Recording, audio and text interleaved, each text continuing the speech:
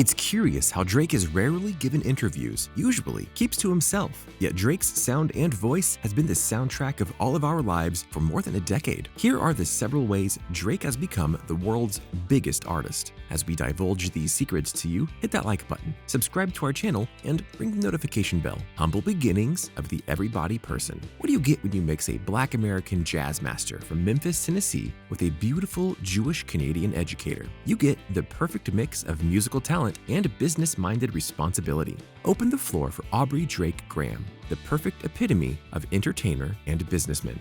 Aubrey Drake Graham scored his 208th hit single on the US Billboard Hot 100 charts. He's reached that Oprah's bank account, and with a person who can create diverse rhythms parallel to accents of Jamaican patois, Spanish rumba, and British Beatlemania, it's no wonder Drake is no one-hit wonder. His humble beginnings in the limelight started with Drake's strong nuclear family. They were surely not wealthy, nor from the 8 Mile or the Hood, and his background wasn't chalked with lengthy, sketchy rap sheets filled with illegal activities. Unlike hundreds of his peers, he wasn't very political, socially minded, verbose with lyrics, or an agent of controversy like Eminem, so the world didn't have any just reason to despise him. Drake has the every person effect, meaning no one has a bone to pick with him. He actually rubs everyone right, the right way, and his every person personality began when he was a child. In the start of his showbiz life, he was a teenage actor from Toronto. His character was transformed from Jimmy to Wheelchair Jimmy in a TV show that many people claimed was very corny. But Drake would not let this one moment define his career. But at that time, there was no key signifiers for his future rap glory, and no one could have predicted how successful Drake would become. Until his mainstream debut in 2009, the only non-US rapper making major waves on the rap scene was British rapper a.k.a. The Storyteller with the eye patch. Slick Rick, who was dominant in the 80s and early 90s, even though he spent years in prison. So Drake's breakthrough in the American hip-hop scene was quite an achievement. Plus, as the son of an African-American drummer and a Jewish Canadian teacher, hip-hop surely doesn't have a plethora of biracial Black Jewish artists. The rise of Drake. It wasn't until after the release of his third mixtape, 2009's So Far Gone, funded in part by a teenage role in Degrassi, The Next Generation, that every major rapper and record label wanted to sign the then 22-year-old Drake. Lil Wayne's Young Money Entertainment was quick and sealed the deal, and within months, Drake's mellifluous blend of R&B hooks teamed with hard-hitting raps quickly won over the hip-hop world, starting a sound that is constantly mimicked by hip-hop and R&B artists from the West, Middle East, Europe, and Asia in dozens of different languages. Some of his best hits were Best I Ever Had in 2009, 2015's Hotline Bling, and a masterpiece feature on Rihanna's 2016 smash Work. Then, before we tallied up his sales, we realized Drake matched the Queen of Pop, Madonna, when Pain, 1993, featuring Playboi Carti, became his 38th top 10 single in the US. Drake is so successful that he owns a 2-acre property that he purchased in 2015 for about $6.7 million, with a custom-built mansion that was built from the ground up, which he calls the Embassy. To pay for the Embassy, he was Spotify's most streamed artist of the decade, with more than 28 billion streams. All of his 5 albums, plus 3 of his mixtapes, have reached #1 in the US Billboard charts, and since the saying, if you can make it in New York, you can make it anywhere is true, Drake topped the charts around the world. He was the first artist on Apple Music to surpass 10 billion streams, and he was 2018's biggest artist on Spotify with 8.2 billion streams. With the new mixtape, Dark Lane Demo Tapes, it's pretty much a sure bet guarantee that Drake will break more records in 2020 and 2021. Drake's business-minded, digital-savvy sense. Although Drake had to slightly postpone So Far Gone's follow-up, Thank Me Later, due to an onstage fall exacerbating an already injured knee, Drake's dodgy ACL took on life of its own, quickly becoming a satirical Twitter hashtag and an account, @DrakesKnee, which is actually still active today.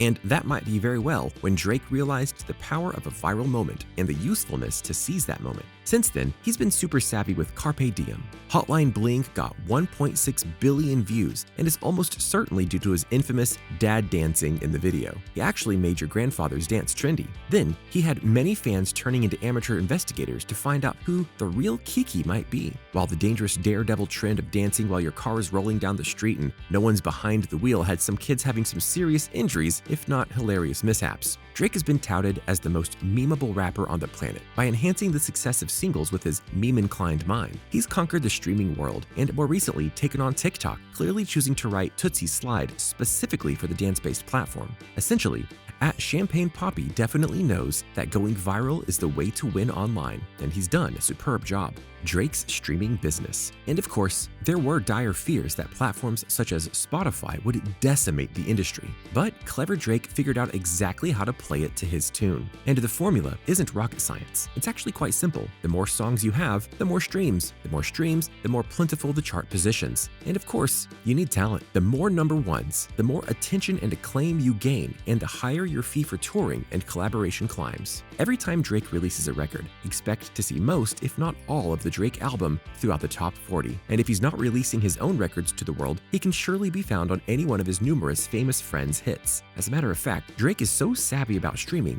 that in 2017, he got more creative and decided to release a playlist instead of an album. That idea didn't particularly catch on, but More Life was so successful, it broke his own records. And would you believe that on its first day of release, Apple Music reported More Life was played 89.9 million times in just 24 hours. Then he diversified even more, as he was among the first artists to jump over to the gaming world, which gave way to breaking more records as he worked with the platform Twitch. And it might seem inconceivable, but you better believe that more than 500,000 people tuned in to watch Drake play Fortnite in 2018. Mr. Everybody person still has beef. When it comes to feuds, that is surely inevitable in the rap game. So naturally, Drake had his fair share. You can't please everyone, and the more you please, the more haters will spawn. Interestingly enough, some of his beef with others has actually helped keep him relevant in the rap game while he's carefully crossed over into the pop world. And Drake has had beef with some very big names, from falling out with Chris Brown to allegedly being punched by Diddy, which Diddy later denied. Drake has found ways to make these situations fit for his benefit. Drake has also had arguments with Meek Mill and Joe Budden, Kendrick Lamar, and billionaire Jay-Z. Plus, he's had a long-running tension with Kanye West that culminated in 2018 with the revelation via Pusha T that Drake had recently fathered a son. Although he remained silent on the subject until recently, he finally posted a picture of himself with his son, Adonis, and the child's mother, Sophie Brusax. So, what are haters gonna do? Hate. But aside from the qualms that are unavoidable, Drake usually maintains his privacy as a priority. Drake's lack of disturbance. Yes, it's true. Drake gave a plethora of interviews in his early days. But for the last few years, Drake has adopted the Jay-Z and Beyoncé philosophy towards press. Less is more. These days, he rarely, if ever, talks to the media, choosing to save his rare appearances for freestyles on British channels such as Link Up TV and Charlie Sloth's Fire in the Booth. Actually, he's even been relatively low-key on social media, although he has started to open up a little bit more recently. Perhaps it's due to the 2020 quarantine lockdown and he had a case of cabin fever. No matter what the reason for him opening up a little more, his fans are ecstatic to see him posting pictures of his family and also acknowledging Adonis and Brusax for the first time lyrically on Dark Lane demo tapes. And surprisingly, he also invited Architectural Digest into his Toronto mega mansion, the Embassy, in April, which gave the world an unprecedented look at his bedside champagne bar and indoor basketball court on his 2-acre property. Drake evolves. Drake's music extends beyond the norms. He is a reinventor. He astonishingly manages to daddy dance on the line between commerciality and credibility while ensuring global sales across multiple demographics. Drake fully takes advantage of the access to global sales. Since his early mixtapes, Drake has adopted a global perspective. One of the keys to progress of his career has been the ability and intuition to spot trends from SoundCloud rap to grime, drill, Afrobeat, and reggaeton, and culturally appropriate that with his own style and vocal charm. As a matter of fact, Drake's response to these claims during an interview in 2019, pointing out that he always pays respect anytime he embarks on one of these musical journeys, he works closely with people in those scenes. And it's evident with his collaborations with Skepta,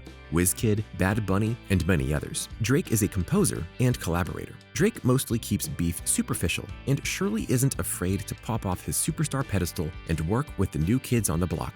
British rapper Dave can certainly thank Drake for some of his success, as can Migos, Dram, and Isle of Makonnen. Drake has been an early collaborator for everyone from Kendrick Lamar to The Weeknd, and it's abundantly clear to see that a co-star or a remix from Drake will make you a celebrity overnight. Drake's wealth, humble demeanor, equipped with his captivating personality, diverse musical influence, and trend-setting business intelligence is the reason Drake became the world's biggest artist. What are your favorite tracks from Drake, and what do you like about him most? Leave your comments down below. Share this video with other Drake fans and friends who have been living under a rock, and don't forget to give us a like, subscribe, and ring that notification bell.